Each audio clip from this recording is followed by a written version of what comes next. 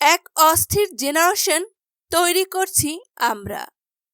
এই জেনারেশনে স্পেসিফিক কোনো লক্ষণ নাই, এদের আদর্শিক কোনো অ্যাম্বিশন নাই, পবিত্র কোনো মিশন নাই। এরা বই পড়ে না, নিউজ পেপার পড়ে না, আউটডোর খেলাধুলাও এদের অনীহা। এরা রোদ্রে হাঁটতে পছন্দ করে না, বৃষ্টিতে ভিজতে চায় না, কাদামাটি, ঘাস, লতাপাতা এদের অ্যালার্জি। এরা আধা কিলোমিটার গন্তব্য যেতে আধা ঘন্টা রিকশার জন্য অপেক্ষা করে। এরা অস্থির, প্রচণ্ড রকম অস্থির এক জেনারেশন। এরা অপরিচিত সিনিয়রদের সালাম দেবে না, পাশ কাটিয়ে হন হন করে চলে যাবে, অথবা গা ঘেঁষে পা পাড়া দিয়ে চলে যাবে। সরি বলার টেন্ডেন্সি এদের মধ্যে নেই। এরা অনর্থক তর্ক জুড়ে দেবে। না পাবেন বিনয়ী ভঙ্গি, না পাবেন কৃতজ্ঞতা বোধ। এদের উদ্ধত আচরণ, উদ্ভম চলাফেরায় আপনি ভয়ে কুঁকড়ে যাবেন। সংযত হওয়ার উপদেশ দিতে চাইলেই বিপদ, নাজেহাল হওয়ার সম্ভাবনাই অধিক।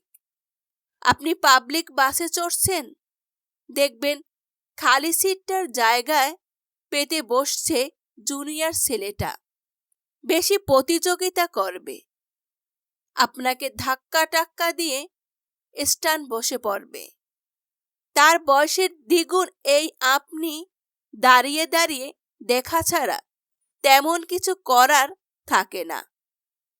বলছিলাম এই জেনারেশনের কথা, সবচেয়ে ভয়াবহ ফিতনার কথা। যে মজলিসে এই জেনারেশন দাঁড়িয়ে থাকার কথা, সেই মজলিসে তারা নিজের জন্য চেয়ার খোঁজ করে। যেখানে চুপ থাকার কথা, সেখানে জ্ঞান দিতে চেষ্টা করে। সারা রাত ধরে অনলাইনে থাকে, সারা সকাল ঘুমিয়ে। এরা সূর্য উদয় দেখে না, সূর্য অস্ত দেখে না। সূর্য উদয় বিছানায় থাকে, সূর্য অস্ত মোবাইলে থাকে। এরা ফাস্টফুডে আসক্ত। এরা আউটডোরে খেলা অপছন্দ করে, এরা ইনডোরে স্বস্তি পায়। নির্দিষ্ট করে বলতে গেলে মূলত অনলাইন গেম তাদের ফার্স্ট প্রায়োরিটি। এরা ইতিহাস পড়ে না, সাহিত্য বোঝে না। এরা নজরুল চেনে না, রবীন্দ্রনাথ চেনে না, শেখ সাদি, রুমি বহু অচেনা প্রসঙ্গ।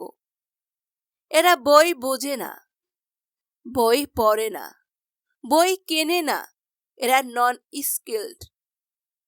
এরা হাঁটতে পারে না, দৌড়াতে পারে না, গাছে চড়তে জানে না, সাঁতার কাটতে পারে না। সাগর পাড়ি দেওয়া সেই দুঃসাহসিকতা নাই। পাহাড় কেটে পথ তৈরি করা সে অদম্য মনোবল নাই।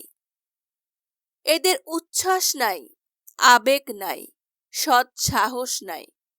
এদের স্কিল একটাই, স্মার্টফোন দ্রুত স্ক্রল করতে পারা। এদের না আছে মূল্যবোধ, না আছে শ্রদ্ধাবোধ, না আছে শৃঙ্খলাবোধ। কখন চলতে হবে, কখন থামতে হবে, কখন বলতে হবে, কখন শুনতে হবে, এরা জানে না।